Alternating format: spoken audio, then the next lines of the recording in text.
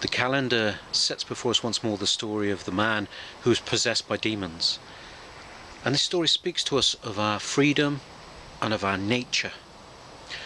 The Church Fathers, particularly people like St. Gregory Palamas, warn us that when we are obedient to God, we belong to God. But when we persistently choose sin and evil, we give ourselves to Satan, because we are created with a nature to be free.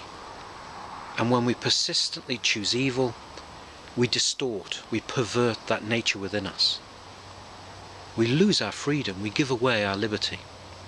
St. John Chrysostom says, there is nothing more tyrannical over a human being than a habit of small sin. In fact, he says, such a thing can even change our very nature. I'm sure we could compile a list of great, big sins that few of us have committed, but when it comes to those small sins, we allow ourselves the small sins of thought and action almost on a daily basis. We consider them as nothing. We overlook them in ourselves.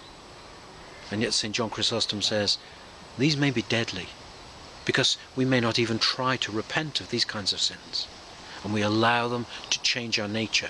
We become enslaved. Like the man who was exorcised of the demons, he was held in chains. He was bound.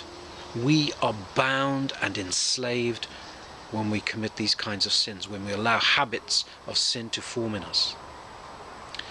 But that story of the possessed man reminds us also that Jesus crossed the lake to encounter him, a symbol of the way Christ was incarnate. He entered into our world that he may encounter each of us, that he may bring healing to us, that he may offer liberation and freedom to every one of us.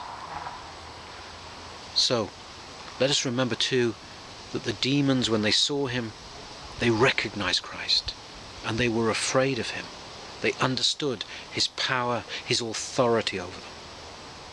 You and I do not face the habits of sin that are ingrained within us alone.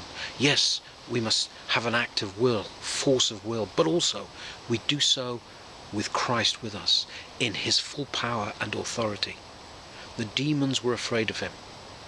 How much more so will those minor sins that we've almost overlooked within ourselves be vanquished by Christ through an active will, joining ourselves to him, giving ourselves, choosing him, that our nature may be restored, that we may be set free of our sin.